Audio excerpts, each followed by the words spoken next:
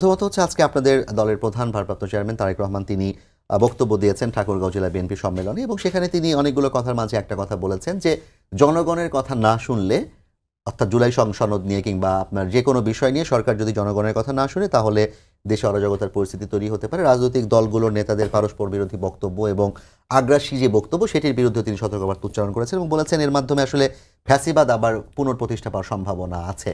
রাজনৈতিক নেতারা কি আসলেই তারেক রহমানের এই বক্তব্যের মর্ম বুঝতে পারেন?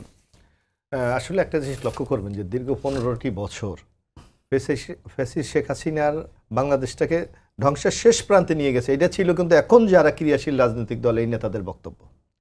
সুতরাং এরা যদি আগামী দিনে গণতন্ত্র উত্তরণের ক্ষেত্রে একটা কার্যকরী ভূমিকা পালন না করতে পারে তাহলে এই ব্যর্থতার দায়িত্ব এই রাজনীতিবিদদেরকে নিতেই হবে। তারেক রহমান কিন্তু সেই কথাটাই স্মরণ করিয়ে দিতে চাচ্ছে, কারণ ইতিমধ্যে আপনারা দেখেন যে বাংলাদেশ সম্পর্কে নানা ধরনের ন্যারেটিভ দাঁড় করা। আজকেও আপনি পত্রিকায় দেখবেন যে গতকালকে নয়াদিল্লিতে একটি সেমিনার হয়েছিল, সেখানে স্পষ্ট ভাষায় বলেছে বাংলাদেশকে একটা মৌলবাদী রাষ্ট্র পরিণত করার যা আয়োজন সবকিছু সম্পন্ন করা হচ্ছে। তো এই জায়গা থেকে উত্তরণের মূল দায়িত্ব রাখার চ্যালেঞ্জ টাকা রাজনীতিবিদদেরকে।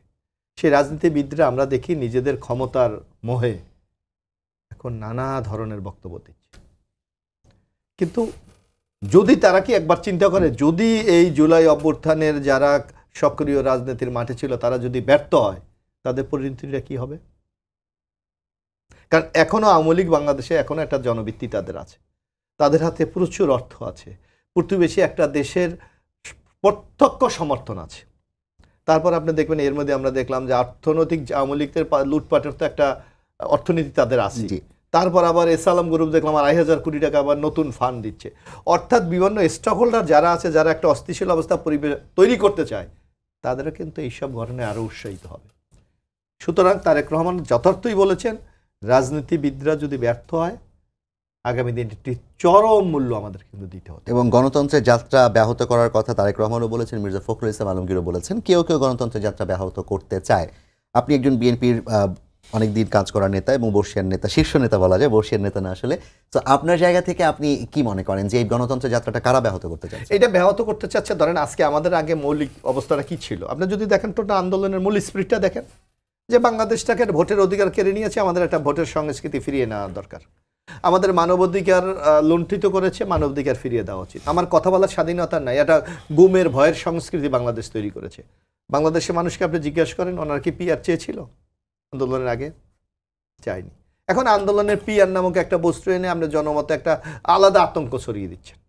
আপনি এখানে এনসিবির একজন নেতা আছে, হঠাৎ করে আপনি গণ পরিষদের একটা দাবি নিয়ে জনগণকে একটা বিভ্রান্ত করতে চাচ্ছেন। সুতরাং এই যে জুলাই আন্দোলনের যে সংঘবদ্ধ রাজনৈতিক শক্তিগুলো, এদের মধ্যে বিভাজনই আগামী দিনে একটি চরম বিপর্যয় ডেকে আনতে পারে, যার জন্য আমাদের আমরা একই দিনে কিন্তু আপনার পরিপূর্ণ আমাদের আকাঙ্ক্ষা পূরণ হবে না। আমরা আজকে গণতন্ত্রের পথে যাই, মানবাধিকার পথে যাই, প্রশাসনকে দলীয় মুক্ত করি, ধীরে ধীরে আমরা অন্যান্য স্টেপগুলি আমরা অতিক্রম করি। কিন্তু একই দিনে যদি আপনি রাতারাতি সকল সাফল্য অর্জন করতে চান, এটা তো হবে না। আপনি যখন একটা বিল্ডিং তৈরি করবেন, প্রথম তো ফাউন্ডেশন দেবেন, একতলা করবেন, দোতলা করবেন, তারপর তো 5তলা গিয়ে আপনি উঠবেন। কিন্তু আমাদের কোনো রাজনৈতিক দল রাতারাতি ফাউন্ডেশন না দিয়ে উপরে উঠতে চায়, তাহলে তো ভেঙে এটা পড়ে দিয়ে সবাই মরার মতো একটা অবস্থা হয়ে যাবে। আজকে দেশটাকে কিন্তু আমরা সেই জায়গায় নিয়ে যাচ্ছি। ধন্যবাদ মোশাররফ ভাই আপনাকে।